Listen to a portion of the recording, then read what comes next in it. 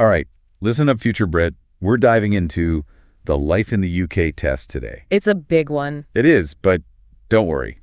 We've been poring over all the stuff you sent. Yeah, we really went deep on this one. Our mission is to pull out all the things you absolutely have to know and help you nail that test. But not just pass it. We want you to really get a feel for what life in the UK is all about. And let me tell you, some of the things we found are pretty interesting. Yeah, definitely not what I expected. But first things first, let's break this whole test thing down. Yeah, because it's actually a pretty clever test when you really think about it. How so? Well, it's not just about memorizing a bunch of random facts and figures. It's more about showing you understand British society at its core. Okay, so no trick questions about how many cups of tea you're drunk each day. No, none of that. Although, that would be kind of fun to find out. Maybe another time. So 24 multiple choice questions. And to get that passing score, you need to get 18 right. That's 75% if you're counting along at home. So it's more about really understanding the core ideas.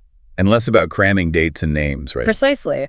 It's all about gauging your ability to really thrive in British society. Because anyone can memorize the name of a king or a queen. The test wants to see if you understand how all of that history shaped the values and systems you'll experience every day in the UK. Okay, so let's dive into what the test actually covers. There are 4 main areas, right? Right. And I know what you might be thinking at home. Right. History, politics, maybe a little on the dry side. It might seem that way. But trust me on this. These areas, they come alive when you see how they've shaped every part of what it means to live in the UK. It's true. We're talking British history, Of course. the UK government and the political system, Can't forget that. the culture and society scene, Always a fun one. and last but definitely not least, the very practical side of actually living in the UK. The day-to-day. Exactly.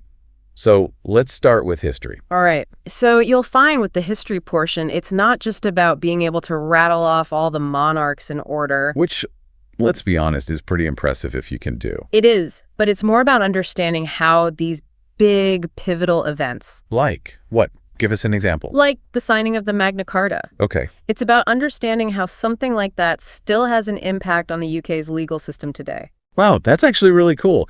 It's like having these little aha moments when you come across this stuff in everyday life. Exactly. You're not just learning facts. You're connecting with the story of the UK. I like that. Okay, so we've covered history.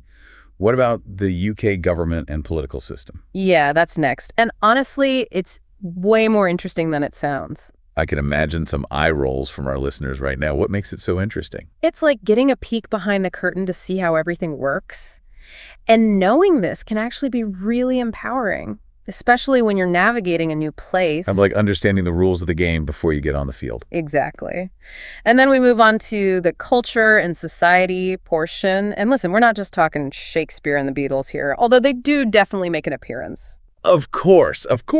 You can't talk about British culture without them. Exactly. But it's really more like you're tapping into the feeling of daily life in the UK. Okay, I like that. The rhythm of daily life. Right. It's everything from the things that make people laugh to their values, from how important queuing is to why everyone's obsessed with the weather. It's true.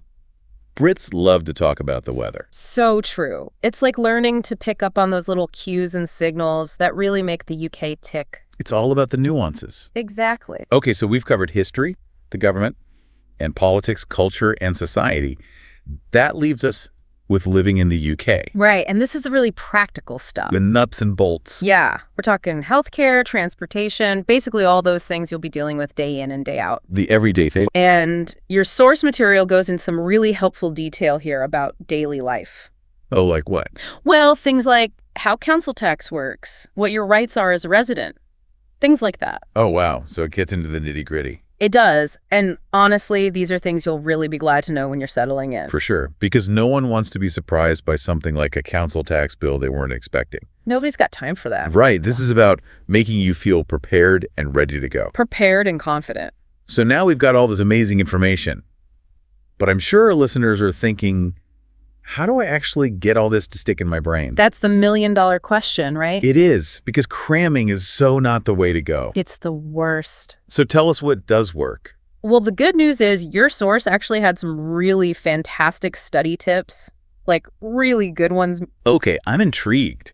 Hit us with your top tip. Well, the one that really stood out to me was ditch the all-night cramming sessions. It just doesn't work. Oh, I agree with that one 100%. Right. Short, regular study blocks are so much better, and they're so much more effective. It's true. It's like the difference between sprinting and running a marathon.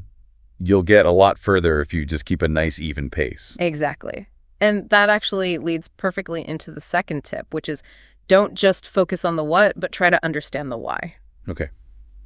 I like that. Give us an example. How would we apply that why approach? Let's say you're studying the Industrial Revolution, instead of just trying to memorize all the dates and inventions. Right, because those lists can get pretty long.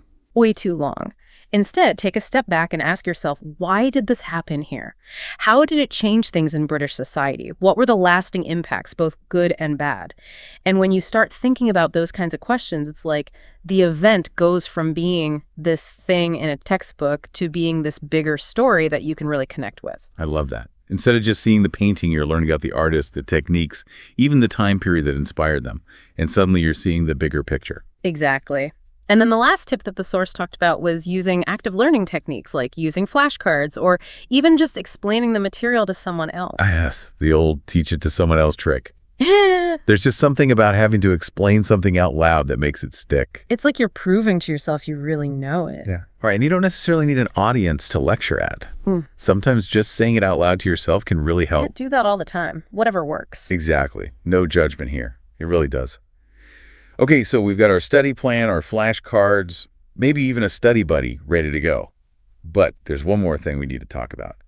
That feeling of, okay, I aced the test, now what? It's a common feeling, and I'm really glad you brought it up. Passing the life in the UK test, it's huge, but it really is just the start of things. Right, like you've learned the basics of a new language. Yeah. Now it's time to actually go out and have those conversations. That's a great way to put it. It's not just about memorizing a bunch of facts. It's about using that knowledge to really connect with your new home on a whole new level. So true. Think about it. You're at a pub quiz with some friends, right? And you confidently answer a question about the Battle of Hastings. Or you're chatting with your neighbor about what's going on in the news, and you actually understand UK politics. That's what this knowledge can do for you. It's almost like you've unlocked this code, this secret code that lets you take part in all aspects of British life. Exactly. You're not just watching anymore, you're part of the action. I like that. So it's a lifelong journey, this getting to know the UK. It really is. Every single day is a chance to learn something new, to challenge your assumptions, to just dig a little deeper into what makes this country so unique. It's complex, it's fascinating. I don't think you can ever really get to the bottom of it. That's the beauty of it. So to all our future Brits out there studying for this test, remember, it's not just about checking a box. It's about opening the door to a whole world of new experiences and connections. It's about joining this amazing community with all its history, all its little quirks. All those traditions. And hey, once you're all settled in, maybe you can give us some tips on life in the UK. Until next time, happy exploring.